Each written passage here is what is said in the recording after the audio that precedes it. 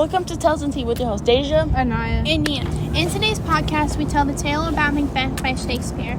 Today's main character is Lady Macbeth. She is the ambitious and manipulative wife of Macbeth, the protagonist. Lady Macbeth is known for her fierce desire for power and her willingness to do whatever it takes to achieve it, including urging her husband to commit murder. So what are you guys' opinions about Lady Macbeth? So, before we go into discussion, in today's podcast there are topics like Lady Macbeth's unusual thinking, her personality, and her complex relationships with others like her husband.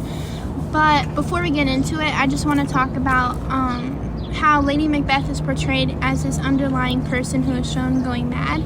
But I think there's more to her as a character than what is being stated.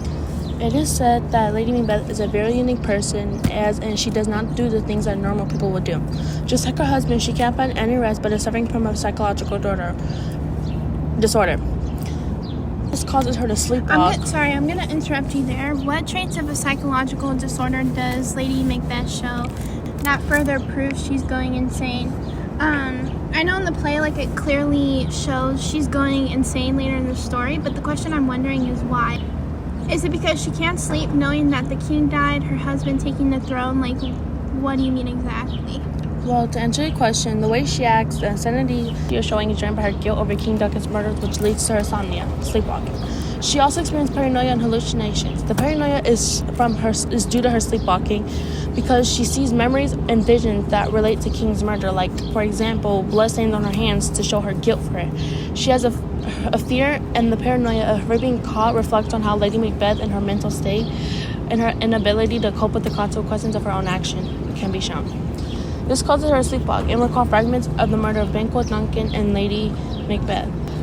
In the play, there's a conversation between the doctor, the gentlewoman. The conversation went where the gentlewoman was explaining to the doctor how Lady Macbeth was sleepwalking because the gentlewoman had seen her.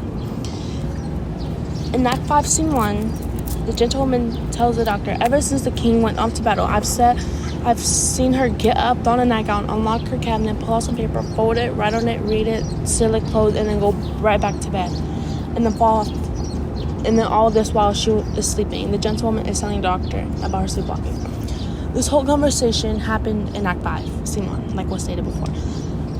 Was the gentlewoman doctor explaining the weird things that Lady Macbeth was doing while she was sleepwalking because of her paranoia and her hallucinations from the murder of King Duncan. Have you guys ever thought about how your different personalities can affect the people around you? Well, if you haven't, I would suggest getting a counselor at 1-800-MACBETH. Welcome back. Continuing the episode of today's discussion. I agree with Deja's point since Lady Macbeth always seems to have problems controlling her emotions, which also plays a part into her being ruthless and manipulative. Lady Macbeth is a ruthless... What drives Lady Macbeth to be so manipulative? Well, Lady Macbeth is a very controlling, cruel person. Lady Macbeth wants Macbeth to have powers and control, so she helps him by manipulating people for him, so he has a better opportunity to become a king since she knows, he's probably not going to become king, but she still supports him. Lady Macbeth doesn't seem to care about the things she does. She sits around and manipulates other people into doing dirty work for her, so everyone still trusts her. But Lady Macbeth is behind a lot of the killings that happen, which not a lot of people know. An example is when Lady Macbeth manipulates her husband into killing King Duncan. A quote that supports my claim is in Act 2, Scene 2, when Lady Macbeth stated, "We can't think about what we did like this. It'll drive us crazy." This quote further proves how she manipulated Macbeth and it was bothering him, but she didn't want it to bother him, so she stated that quote. I have a question just for you. Has your mental health ever taken a toll in your life and you're hoping, well, I have just the answer for you.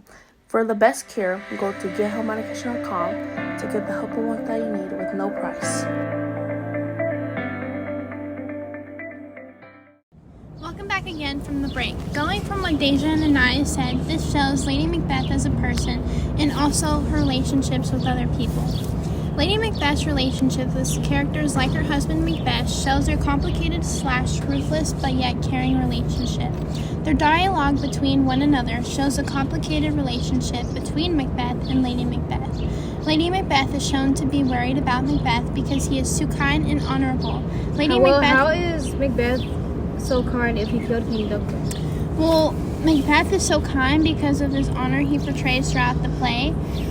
His kindness has nothing to do with him killing the king. He was manipulated by Lady Macbeth, and after he had killed him is when he had started experiencing the guilt. The quote says in Act 1, Scene 5, "To full of the milk of human kindness, to catch the nearest way, and hie thee hither that I may pour my spirits in thy ear, and trassel with the bower of my tongue all that impends thee from the golden round." Throughout the story of Macbeth, their bond between the couple shows love.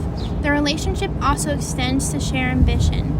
Lady Macbeth desires the throne as much as Macbeth. Lady Macbeth has an influence on her husband, just like she manipulates him into murdering King Duncan. Macbeth tends to follow what Lady Macbeth shows or tells him. This further proves Lady Macbeth as a character is shown to be this underlying person who is shown going mad. But what is being stated shows that there is more to her character than what is being shown. So the moral of the story that I am wondering, is Lady Macbeth truly crazy, or was this her true self?